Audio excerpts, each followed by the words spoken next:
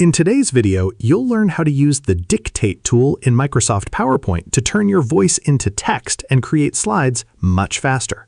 If you're tired of typing everything manually, this feature can save you a lot of time. You just speak, and PowerPoint writes it for you.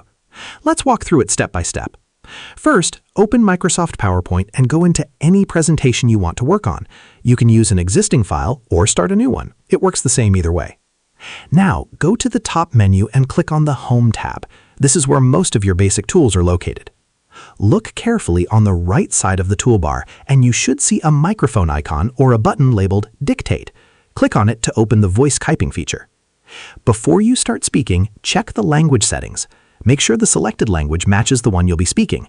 This helps PowerPoint understand your voice more accurately. Once everything is set, click the Dictate button again to start recording. You'll notice the microphone icon becomes active, which means it's now listening. As you speak, your words will automatically appear as text on your slide. It's that simple.